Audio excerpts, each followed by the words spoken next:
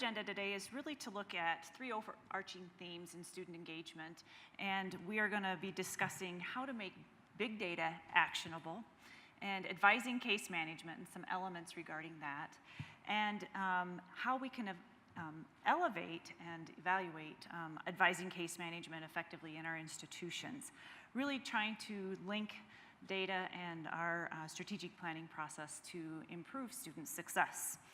So some givens that we all know. We know that retention is no longer a buzzword. We've been around the block on that for a little while now.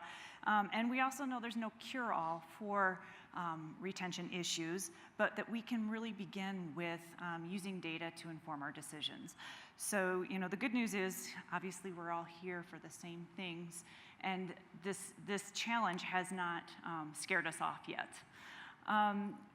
So I'm going to start with the data dilemma, and I don't know why I came up with such a tongue twister, but it's the data domino dilemma. I know I'm going to see some of you working it out while I'm talking to see how fast you can say it yourselves. But getting in sync with data in our institutions for internally and externally mandated accountability and resources planning can really be a game changer, even with the smaller projects we do with student life cycle projects. And it kind of comes from how well we all know our own abilities in using data, what our expertise and access in getting the data out of the systems, permissions and policies the institution might have, as well as then the fact that data is dynamic. So the whole thing that data domino dilemma is defining is really the accurate retrieval techniques of getting data so that we can use it effectively in our strategic planning process. So in framing that, we want to think of our data in 3 different categories or piles of domino tiles. So if you can recall the days that you've played dominoes. And in organizing them, starting with a lower tier level of data is our student profile or individual data. And that's that data that might be a GPA or transfer GPA score or incoming GPA from another school, test scores, things that stay stable and don't change a whole lot. Then we get into a more ongoing, moving piece, which is the tracking and monitoring data. And this is the categories like SAP academic student progress, Dean's List students English 101 course, that's a really good one, or biology. And tracking students who succeeded in that class, and those that might have failed, or where our gaps are, and what interventions we used or didn't use, or should we have used an intervention. And then the very big high-level piece is that institution or comprehensive data that pulls it all together and can really analyze on all levels what's going on and ends up being our reporting tool externally. And I think what's important is just, getting our institutions and all our tiles of data to line up and converge, all in the same path so that we're working together instead of against one another. Here's why we're talking this, and you'll see this throughout our presentation, but we have a couple of problems we've been facing for a while, and that is the lower college graduation rates, the changing demographic of our students from that traditional high school student to the adult learner, and the difference in the gaps of their learning style and remediation that might need to occur. We've got a stagnant enrollment growth projected for the near future, with just a few states that are looking towards some increased enrollment by population or demographic, and then changing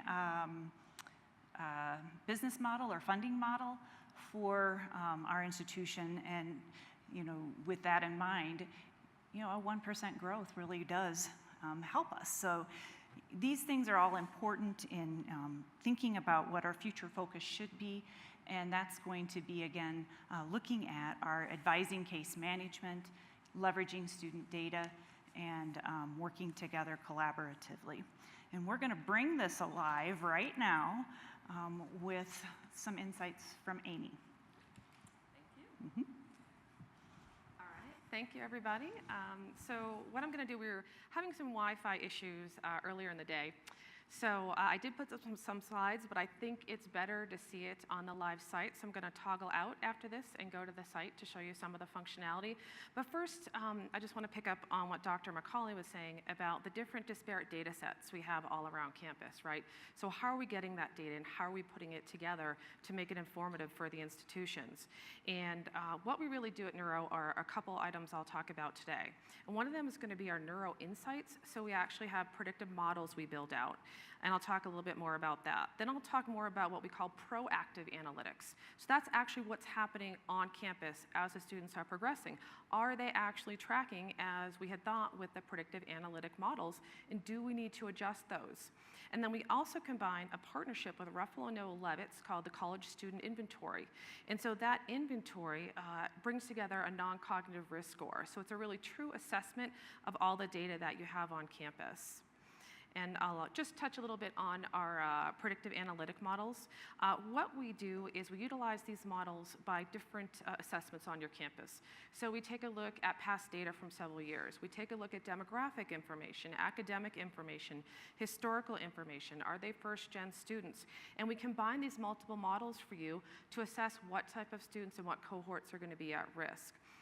And so that's another part of what we do at Neuro is really even before that student starts predicting that risk, which is very useful for a lot of schools. And we use your data to do that with our data scientist in-house. The next part, which I'll be talking about after I go to this slide, I'm going to keep my fingers crossed the Wi-Fi is working. We had some issues earlier. Is going to be what Neuro Retention is, what the actual SaaS-based platform is. And what it really is a comprehensive solution that's mirroring all those data points. Now, we're just not limited to your LMS and your SIS. We can grab a card swipe system, any other type of assessment data you want to pull in. We've got all of the capabilities to do that with the type of technology that we have, and not just from those limited sources. And so that's where the power of grabbing all your big data and putting it into one place really comes into play on campuses. And so we use our predictive analytic model and also our proactive analytic models to assess risk and not only give you that early alert system. I know I talk to a lot of institutions around the country that say, yeah, we have an early alert system. It was homegrown, or they're using something else. But what really matters is you might have that early alert, but what are you doing with that data, right? Where are you moving that data to? And so what the platform will do is give you that full suite of tools to assess that data. So it provides effective engagement. I'm going to go over that in a little bit. Talks about a little bit of reporting that we do. One of the my favorite part, I would say, of the platform really is the centralized notes area, because it gathers all the data from the multiple hubs. So when you're sitting down with a student, you have all that data in one place. You're not looking, I go into offices, I see three screens, right, that they've got. You're looking at your LMS, your SIS, maybe some other tool that you're using. And so you have all that together within the Neuro Retention platform. So it really brings clarity to what you're doing on campus, and really helps you manage the caseload that you're working on within the institution. So I'm just going to get out of here for a second and go into the live site, because I think it's more fun to see it live. So give me a second, and let's see, it's working. All right, so this is our live dashboard. And so I did speak a little bit about our early alert system. When you log in every day in this platform, you're going to see all that data that's coming in real time. And every day you're going to see who's at risk, who's on path, who's in that murky middle, those students we need to attend to. You're also going to see all the students below, right? So if I want to say, hey, I want to look at my murky middle students, I can click on that and you'll see all the yellow students come up. Perhaps I want to send a text out to them. You can do that straight from the main dash. Select those students and send them from a multitude of SMS batch texting templates. And so we make that all available to communicate with the students as well.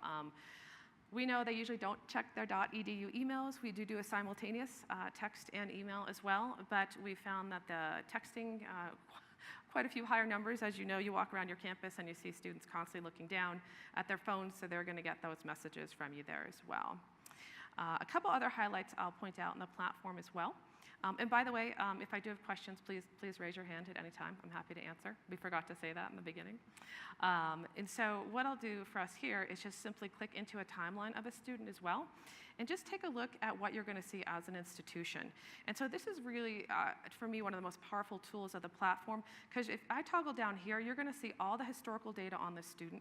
You're going to see if we've brought in any assessment capabilities or any type of assessment tools. You're going to see who else is responsible for that student, so who else across your campus is using it.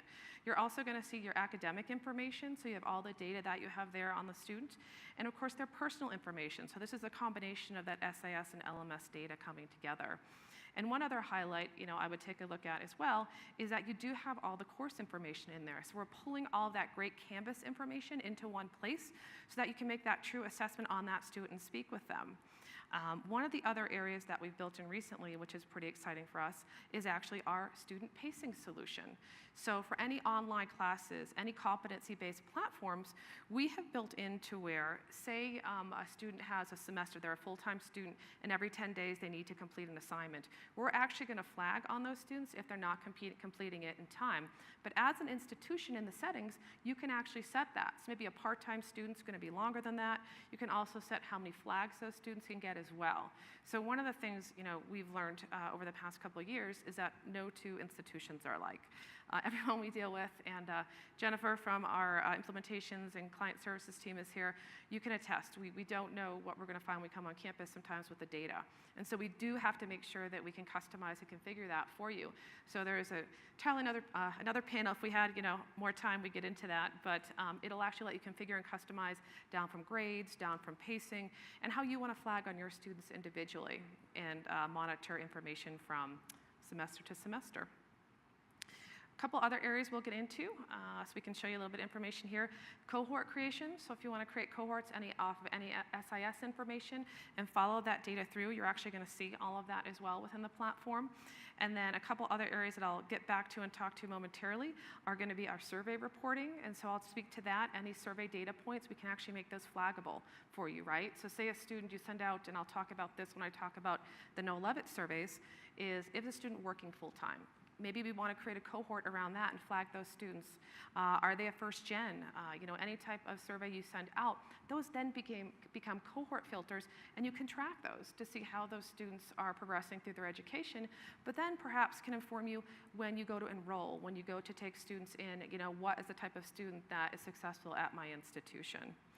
And then, of course, we've got fully robust reporting around all your data sets and the survey information as well.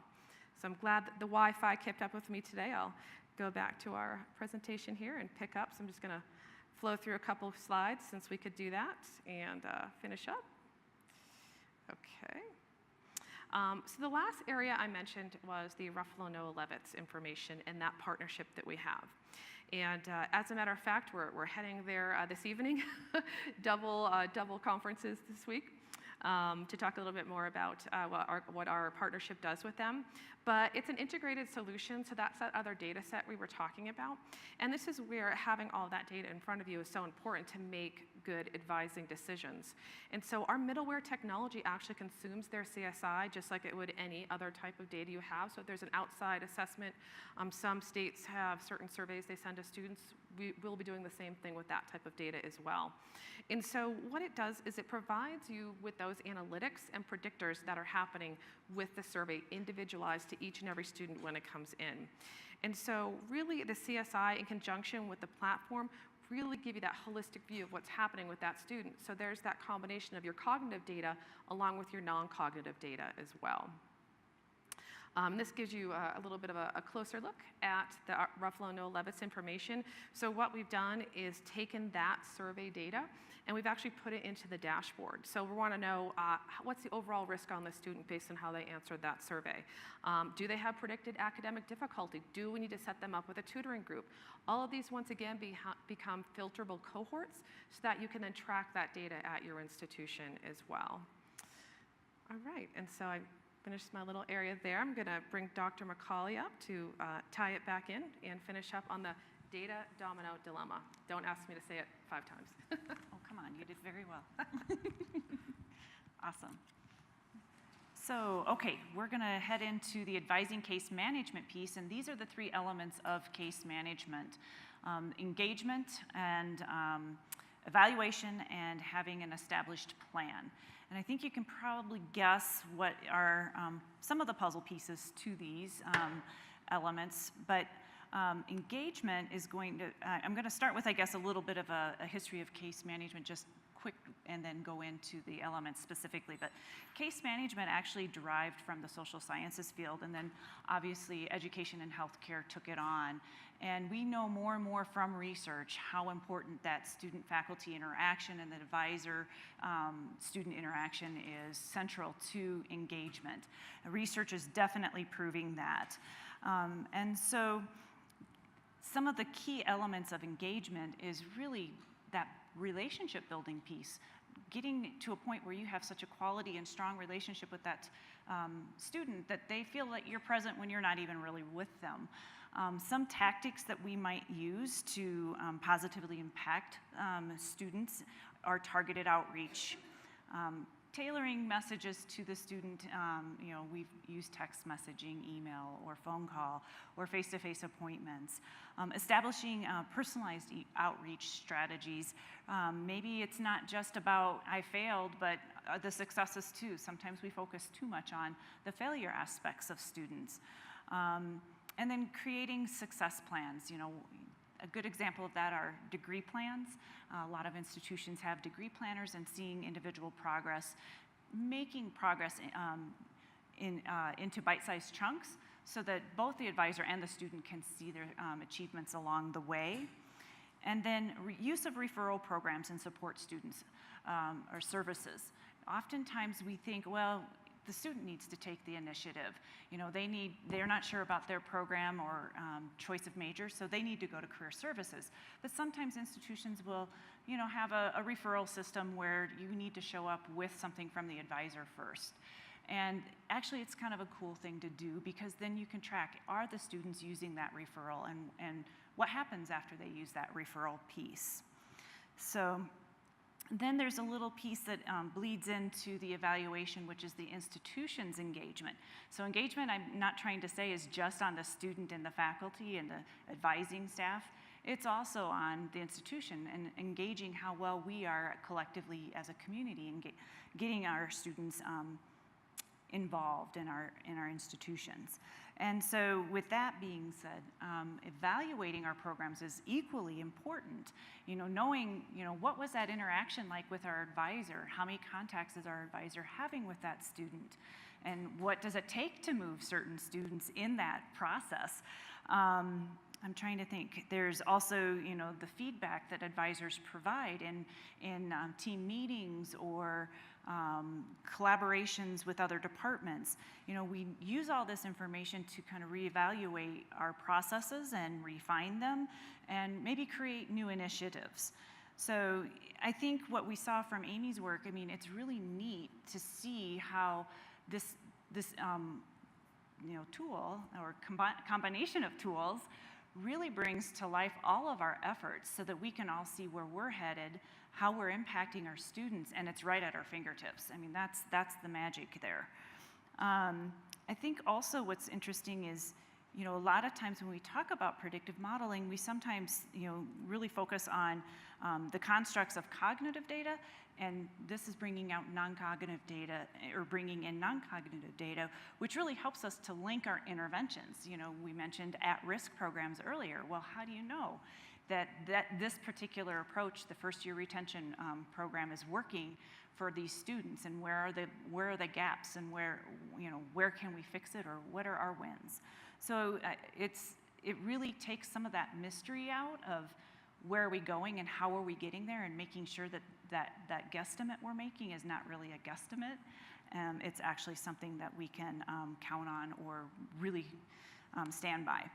And then the last piece, I think, is the simple piece of the puzzle, strategic planning, but for some reason, advising gets left out, maybe even enrollment gets left out of the whole overarching strategic plan of an institution.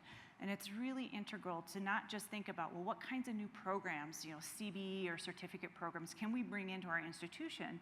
It's about how can we link that experience from our enrollment to advising and get our students on the uptick in the right direction and maintain that. And without that being considered as part of our strategic plan, we may be missing a beat. So I think that's really important there as well. So to wrap up, we have a little quote there, I guess. It's just a little ditty saying, again, the evidence of academic advisors as navigators. And I've been seeing the term navigator a lot recently in the advising world. And they are navigators. They're stealth fighter pilots. They're the ones getting our students from the beginning to the finish line. And how we support them and how we listen to what our advisors say is integral.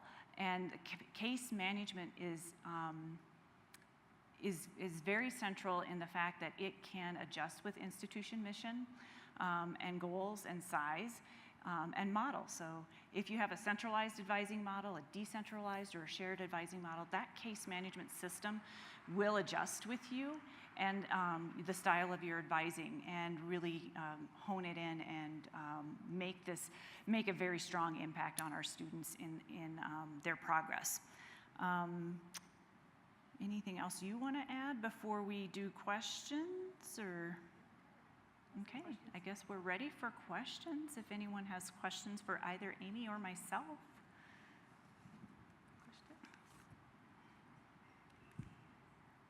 Comments, concerns? We tried to keep it on time. One in the back? Could you take us through like a case study of how you use like specific data to look at a retention problem maybe, or a student that was borderline, and how you use the data and context to make a determination on the plan of action going forward? Yeah. Do you want me to take that? Or you want to take that? Okay. So a couple of things that our current schools are using with that. So I'm trying to think. So we have one school where they're looking at homeless students, right, or some students. So they actually sent out a survey beforehand. It's called the Equity Opportunity Program. And so even before they came in, we identified students that were going to be what were called food. They call it, something. Food insecure, thank you. Food insecure, housing insecure. So what they did was they grouped all those students into a cohort, and through that, put them all in the case management platform, right? So let me get out of this and I'll kind of give you a visual of what that would look like. They'd actually go into that. I should have repeated the question. I was supposed to repeat the question. He asked for a case study, so I apologize. So what the school is doing with that is taking a look and say they'll put all those students and they'll devise cases on those students. And so say they've started a case and they're going to have a case here where those are the food insecure students, the students that have other issues around housing, right? That's a pretty serious population that they're looking at. And so they're going to open cases based upon what's happening there with the data they've gotten in from that survey. And what they're doing is tracking what's actually happening with that student. So they're sending messaging to that student. Once a month, they're having a meeting. They also have a food pantry that comes on campus and delivers food for those students. And they invite just those students to that to come and say, hey, grab a bag, take some food. If they come to them and there are housing insecures, issues, they follow up with further texts and emails. So they're tracking specifically. And in addition, they can run reporting around that cohort as well. So that's, I would say, sort of an extreme example. Perhaps another one that we take a look at are athletes and tracking them as well. So putting those students in, so any that have unsatisfactory performance, tracking what's happening with those students all the way through, because we're getting in data real time from those multiple sources. But then it's also that advising staff, the interaction that's really making a difference with those students. So really, there's a multitude of issues. I have some schools where they have a large group of previously incarcerated students, or other sensitive areas that they feel are really important to nurture through, because they could be the ones that could really disengage despite them academically being excellent, but it's really those outside factors that are coming in. So it's using the data. They might be getting 100% in all their classes, but they're sleeping on the street. So how long can that really keep going? So those are, I think, a couple. Does that help answer your question? Okay, thank you. Another question Yes. over here. How hard is it to aggregate all the data? Where does it sit and who owns it? Okay, good question. So how hard it is to aggregate the data, who owns it, and where does it sit? Okay. So we actually aggregate all that data. So in the beginning, during implementation, we connect with your SIS and your LMS with our implementation team. We're a SaaS-based model, so it sits there. The data is always yours. You actually have your own LTI, your own API available to the institution. You never lose it. It's always yours. And so we aggregate all the data by different types of integration issues, either by an API, a CSV file, flat transfer. So it just depends on how the data is. I think I mentioned when I was speaking that we never know what we're quite going to find when we get into an institution, but we do know certain SIS mappers we're looking for. We do know what LMS data points we need to point to. So perhaps even if you don't know, we know what data and what information needs to get in there for you as well. And so that data, like I said, is housed. It's a SaaS-based platform. There's nothing on your servers since it's SaaS-based. It's all data then. That's all yours and accessible to you, even if for some reason you don't want to have the platform anymore. That data is always historically going to be yours. It doesn't go away for you to use. Did I answer your three-part question? Okay, thank you. Any other questions I can answer? All right. Well, thank you so much for coming. If you have any other questions for us individually, we'll hang out for a little bit here and happy to talk to you one-on-one. Thank you so much. Thank you.